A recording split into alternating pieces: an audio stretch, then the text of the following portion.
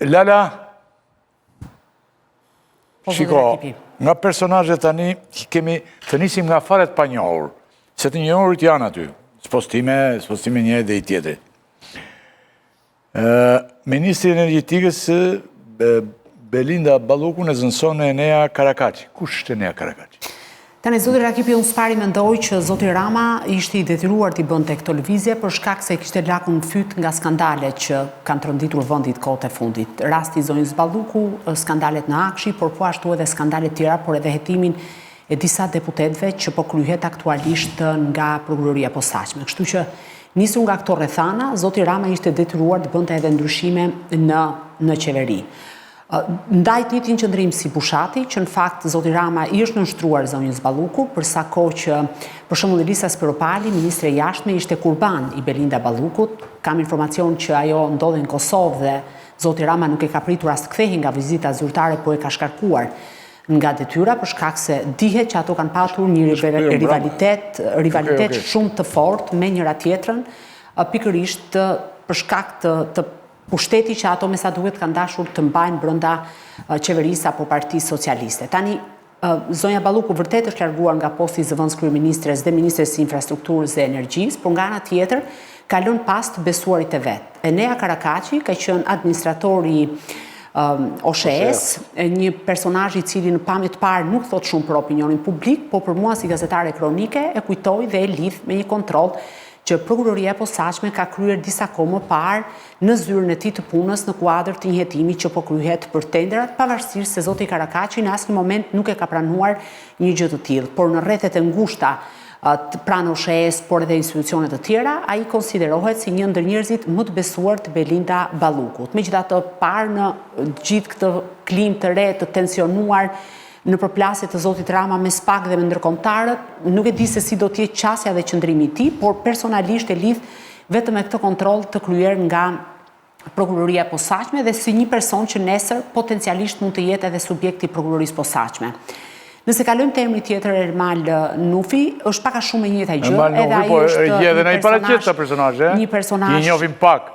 Një personazh i cili nuk thot shumë për opinionin publik, por ka qenë edhe vion të jetë ndër njerëzit e besuar të Belinda Ballukut, ka punuar në kryeministri ku edhe ishte aktualisht, pak ditë më parë ishte i thirrur në prokurorinë e Tiranës në kuadër të një hetimi të hapur për korporatën e investimeve dhe janë pyetur ndër të tjerë, pra një grup zyrtarësh përfshirë edhe Ermal Nufin, konsiderohet si njëri që në një farë mënyre mund të mbrojë interesat e zonjës Balluku. Po të shkojmë tek Albana Koqiu, në fakt ajo kishte një dështim spektakolar në krye të Ministrisë së Brendshme, nuk la asnjë rekord për të përmendur si e para grua në 36 vjet që drejtoi Ministrinë e Brendshme, por merr një post tashmë honorifik, sepse duke qenë se nuk ka post ministror vetëm të zëvendës kryeministres, duket sikur zoti Rama. Por Lala është, le ta theksojmë, është një post i rëndësishëm sepse Edi Rama me natyrën që ka dhe me mënyrën si vepron pas 4 qeverisje shumë të gjatë, e lë në detyrën gati kryen të gjitha punët e veta. Dhe kjo është një zonjë që ka besimin e plot Edi Ramës dhe mund ta bëjë. Absolutisht, si që e kishte Balluku. Atëherë, zonja Koqiu patjetër, sepse gjithë zëvendës kryeministrat, zoti Rama i ka përdorur në një farë mënyre për të firmosur disa dokumenta të cilat ai nuk ka dashur të ketë firmën e vet. Dhe zonja Koqiu, duke qenë e besuar e zotit Rama, patjetër do ta vijoj këtë gjë, por unë e kam parë si një gazetare që mbuloi çështjet e Ministrisë së Brendshme dhe kam kuptuar që ajo në krye të këtij dikasteri të rëndësishëm nuk ka lënë asnjë gjurmë. Kthehet në këtë dikaster ose rikthehet më saktë në shtëpinë e vet Besfort Lamallari, i cili ka ushtruar postin e zëvendës kryeministrit për një kohë shumë të gjatë. Unë mendoj që në të gjitha këto ndryshimet barra më e madhe i bie Besfort Lamallarit, sepse Besfort Lamallari do të gjendet përpara një policie tërësisht të lidhur me krimin dhe të korruptuar, një policie e cila është vënë në shërbim të bandave kriminale dhe një zyrtari ose një drejtori të përgjithshëm të policisë së shtetit, i cili është absolutisht shumë i fortë në raport me çdo ministër tjetër. Dhe normalisht do duhet të menaxhoj të gjithë këtë situatën e eksponentëve të policisë apo segmenteve të policisë, të cilat janë problematike dhe në këndvështrimin tim është ndoshta posti më problematik që ka në gjitha këto ndryshime, pra zotit Lamallari i bie edhe barra më e madhe. Ndërkohë sa i përket ndryshimeve të tjera, personalisht për zotin Hoxha thjesht e njoh në distancë si një diplomat karriere, po nuk kam asgjë në raport me personin e tij, ama ditë të them. Toni Gogun s'kesit kërse ai prift ka qenë dhe prift janë njerëz mirë. Jo, ta mbaroj dhe zotin Hoxha, por di që vllai i zotit Hoxha është i dyshuar, nëse më lejon zoti Rakipi, vllai i zotit Hoxha është një prej personave të dyshuar që lidhet me skandalin e Akshit.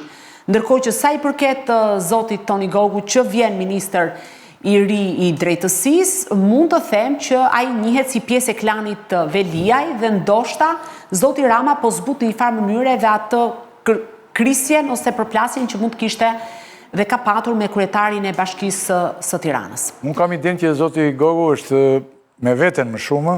Jo, unë kam patur në studio. Është mendimi juaj, por mua nuk e them për të kundërshtuar ty, jo. Absolutisht. Unë e them si një gjë plus për shikuesin dhe ai le të gjykoj pastaj. Unë e kam patur edhe në studio, dhe kam një respekt shumë të madh për të gjitha. Absolutisht, nuk po i gjykoj, po them si e shikoj unë. Zoti Gogu nuk ka perceptim për korupcion, patjetër ka mbajtur një staturë të mirë publike, por po të them, duke qenë se është atashuar gjatë gjithë kohës si pjesë e klanit të Rion Veliajt, këtë po sqaroja.